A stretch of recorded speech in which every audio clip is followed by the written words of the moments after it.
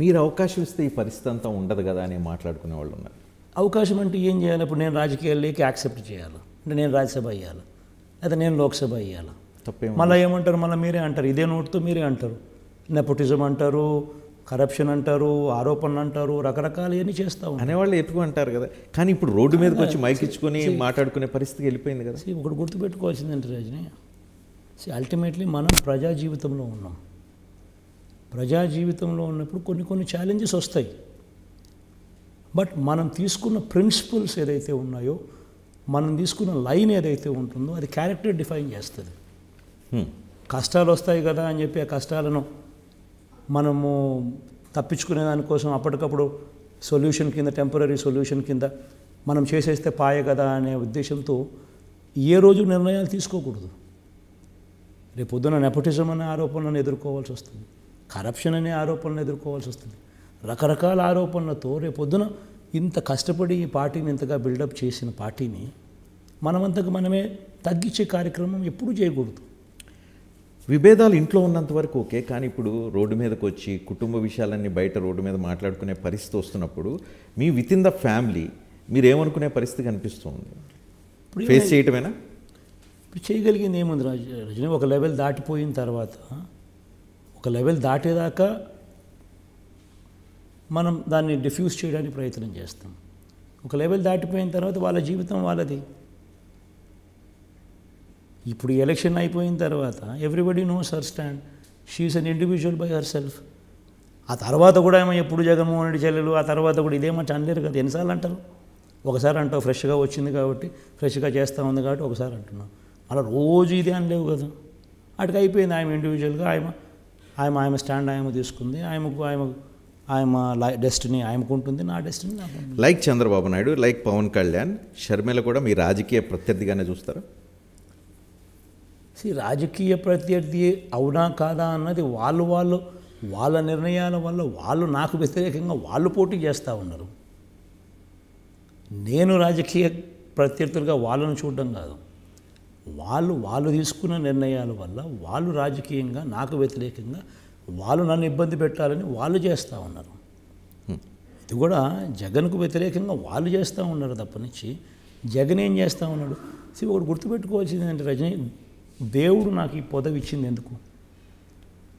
దేవుడు దయ వల్ల నాకు ఈ పదవి వచ్చిన తర్వాత ఈ పదవి దేవుడు నాకు ఎందుకు ఇచ్చినాడు?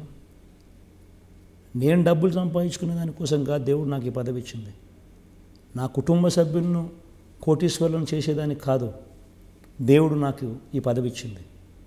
దేవుడు ఈ పదవి నాకు ఇచ్చింది ఎందుకనంటే హిస్టరీ క్రియేట్ చేయడం కోసం, పేదవాళ్ళ జీవితాలు మార్చడం కోసం. నా ఆశ, నా కోరిక కూడా చెప్తా ఉన్నా. నేను చనిపోయిన తర్వాత కూడా ప్రతి ఇంట్లో నా ఫోటో ఉండాలి, ప్రతి పేదవాడు గుండెల్లో బ్రతికే ఉండాలి. That is what drives me into politics. ఆ డ్రీము, ఆ కోరిక, ఆ ప్యాషను ఉంది కాబట్టే ఈరోజు హిస్టరీలో ఎవడూ కూడా చేయని విధంగా ఈరోజు పాలన చేయగలుగుతా ఉన్నాం. పేదవాడికి మంచి చేసేదానికోసం వేగంగా అడుగులు వేయగలుగుతున్నాం చిత్తశుద్ధితో. మీరు ఇందాక అంటున్నారు నెపోటిజం, కుటుంబ రాజకీయాలు వస్తాయని. వైఎస్ఆర్ కాంగ్రెస్ పార్టీ కుటుంబ రాజకీయ పార్టీ కాదని చెప్పదలుచుకున్నారా? మీ కుటుంబ సభ్యులు ఎవరు ఈ పార్టీలో ఫ్యూచర్లో కూడా రారని చెప్పదలుచుకున్నారా? కుటుంబం నుంచి తెచ్చేసరికి ఒకే జనరేషన్ నుంచి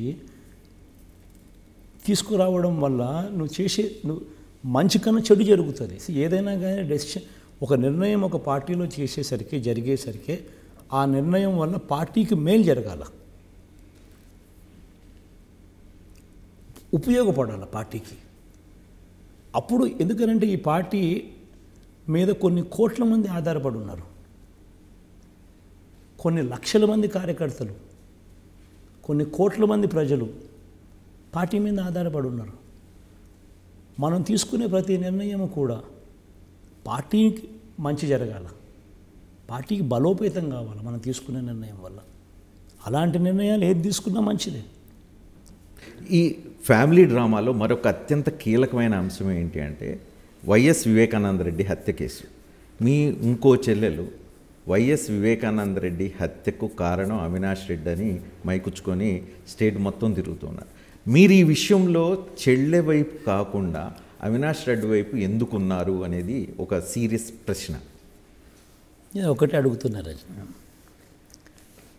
బేసికలీ ఇది ఏంది, one cousin against another cousin. ఇటువైపున నా చెల్లెలే, అటువైపున నా తమ్ముడే. ఇక్కడ నేను ఒకటి అందరినీ కూడా ఆలోచన చేయమని అడుగుతా ఉన్నా. ఇప్పుడు ఇదే అవినాష్ రెడ్డి ఒకటి కాదు, రెండు కాదు,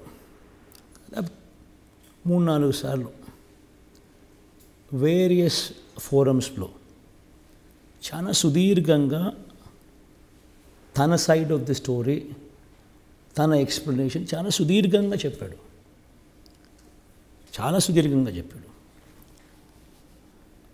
అసలు ఎవరి దస్తగిరి దగ్గర నుంచి ఏకంగా ఈ దస్తగిరి అనేవాడు ఏ రకంగా చంపాడు అని చెప్పిన ఈ దస్తగిరి ఏ రకంగా తిరుగుతూ ఉన్నాడు, తనకు ఎవరు సపోర్ట్ చేస్తూ ఉన్నారు దగ్గర నుంచి వేరియస్ ఆస్పెక్ట్స్, ఇంక్లూడింగ్ వివేకం చిన్నానకు సెకండ్ వైఫ్ గురించి కూడా, పిల్లాడు పుట్టిన పరిస్థితి, పిల్లాడు ఉన్న పరిస్థితిని, ఇంకా తన వేరియస్ ఇష్యూస్ను ఈ డీటెయిల్గా తను అడ్రస్ చేస్తూ తన సైడ్ ఆఫ్ ది స్టోరీ చెప్పినాడు. తన ఇంటర్వ్యూస్ కానీ తన స్టోరీ కానీ నేను కూడా చూసిన, టీవీలో నేను కూడా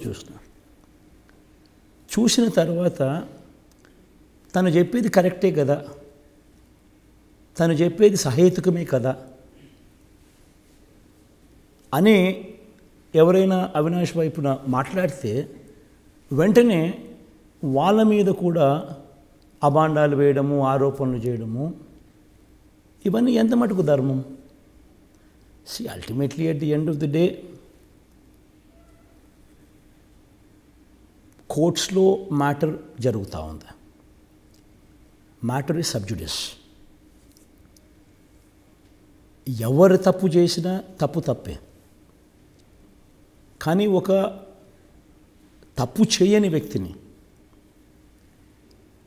తప్పు చేసినట్టుగా ప్రొజెక్ట్ చేయడం అన్నిటికన్నా ఘోరమైన తప్పు. అంత కాన్ఫిడెంట్గా తప్పు చేయలేదని ఎట్లా చెప్పగలుగుతున్నారు మీరు? ఒకసారి తను చెప్పిన తన వర్షన్ పూర్తిగా మీరు కూడా చూడండి.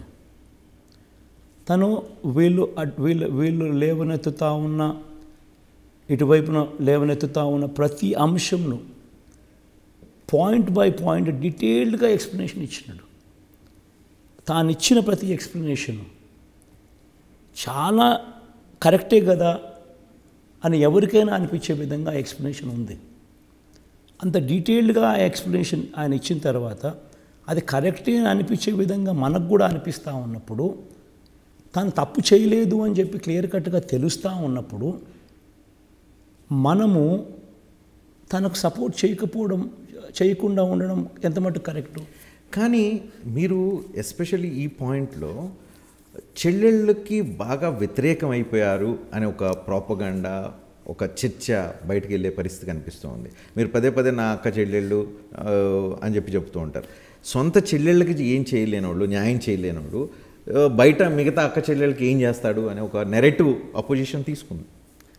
సో బేసిక్లీ చెల్లెళ్ళకు న్యాయం చేసేందుకు ఇంకొకరికి అన్యాయం చేయాలి అని అంటే అధర్మం కాదు. సో న్యాయం, ధర్మం అన్నది మోస్ట్ ఇంపార్టెంట్ గైడింగ్ ఫ్యాక్టర్ కావాలి ఏదైనా ఒక నిర్ణయానికి.